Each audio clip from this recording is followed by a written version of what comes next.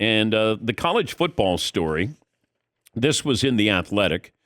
Stuart Mandel and Andrew Marchand had the story. Now, Andrew is a sports media guy. He covers the TV aspect of this. So I'm guessing that his source came from the TV side of this, saying, this is what we're thinking about. This is the possibility that we're going to have this new league. Now, I don't know if even this 12, 14 team playoff, that might not last very long. It's changing that quickly in college football, that you might have 50 or 60 of the best schools, and there will be relegation. Where did we hear that before? I've been saying this a long time. How about relegation? That would be fun. So it's a big story, or at least the potential for being a big story. And Andrew Marchand back on the program. He works for The Athletic, senior writer covering sports media. All right. Recap this. How did we get to this point? And is there a time frame that you have learned? So really, everything that's going on with college football and college athletics is why we're here, especially the idea of the lawsuits that are coming. I think people have been, very aware of NIL, and the transfer portal and what's that done to college sports. But there are some cases that are out there that probably do not look good for the colleges, that they may settle, that it could be for billions of dollars. So how do they get from where they are now to where they need to be, where it seems pretty obvious that they're going to have to pay players, at least in some regard. And so how do you get there? How do you pay for everything? And so, I talked to the heads of the presidents of Syracuse, West Virginia. They're behind this Super League group, which calls itself College Sports Tomorrow. And, they think that it's doomed what's going on with college sports right now and college football. And so they need a new system. Who's driving this? Len Perna is a guy who he places all the coaches, all the athletic directors and some of the presidents around the country, like basically all the major conferences. So that's his connection to college football. He started this group about 3 years ago to try to find solutions for college sports. The interesting part is Brian Rolap, who's the number 2 at the NFL, who may not be as a familiar name to people just listening, but in the business is a humongous name. Number 2 to Roger Goodell. If Goodell ever retires, he'd definitely be at the top of the list to be the next commissioner of the NFL. Very smart guy behind the $110 billion deals that the networks have done. He's one person. David Blitzer, who owns the 76ers and the Devils and teams around the world. He's also involved. And there's more people, including MLS, the former MLS president. And so they put all these ideas into one and gotten to this format that they think would be the best for college football, and in their mind would reward the top schools, the Alabamas, the Notre Dames, etc., with the money they deserve. So it wouldn't be a revenue share, but all the universities would own it, kind of like the MLS model, which, if you're not familiar with the MLS, you don't own the team, you own a percentage of the league. So they're all one entity. And they think there's advantages to that as well.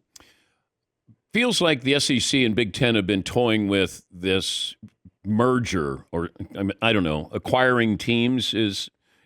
Are they leading the charge on this, that you got to have those two conferences at the head of the class? Yeah, so here's the thing. The SEC and the Big Ten have formed an alliance that they're looking into, an advisory group. They're the ones with the power. So when you look at our story and we lay it out, there's a couple of people where the power centers are. Number one is those two conferences, the Big Ten and the SEC, because they have the most important teams. And they're both aligned with major networks, the SEC with ESPN, and then the Big Ten with Fox, and they also have deals with NBC and CBS, but the big one is with Fox. So Fox and ESPN have a lot of power and they have long-term contracts. And so you look at it, it's those conferences, Notre Dame and NBC. They're probably the ones who are going to decide where college football ends up. And they just signed the new CFP. I first got wind of this when the CFP was kind of coming down and ESPN had an agreement in place, and people were asking me if, have you heard about the Perna Roll-Up group? And so, we started looking into it deeply, and this is what we came up with, and then they went on the record. So that made the story, and talked about the issues that are facing college sports. How many teams, how many schools are we looking at? So if they were successful, it'd be all of the schools in the FBS, so all 130 plus schools. But how it would work is there'd be a top 70 schools, which are pretty easy to figure out. If you look at the former Power Five, they come up to 68 schools. You add Notre Dame, and then SMU is just added to the ACC. So that's how you get to 70. Those 70 teams would be in seven divisions of 10 teams. Then you'd have an eighth division, which the second division would be eligible to get into. So 10 teams from that second division would move up. Not I don't know how it would work each year, but you'd have promotion and relegation, which makes a lot of sense and actually would create a lot of excitement. I mean, I think if you look at their overall plan, if you started today and you compared it to what college football looks like now, it makes more sense on almost in every way in terms of the structure. You're deciding things on the field, in terms of the smaller schools being able to move up, in terms of their economic model. The problem is that they don't really have any. They have powerful people. They don't necessarily have power in college football to make things to make change happen. But do I think their ideas could happen over the next 5 to 7 years? Yeah, I do. I think there's a very good likelihood that some of their ideas do occur. Will this affect college basketball? So their goal is first to solve college football and then move on to college basketball and other sports. Like the issue is with these cases aren't just football cases necessarily, right? Obviously, football is the biggest revenue driver at the bigger schools that have, but the argument is that all these athletes should be paid in some regards.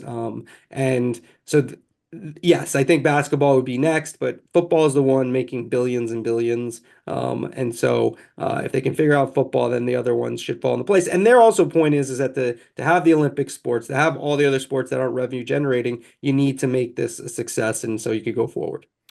Good stuff. Thank you, Andrew. Thank you. Andrew Marchand, athletic senior writer covering sports media. Stuart Mandel was also part of this, but just something to file away.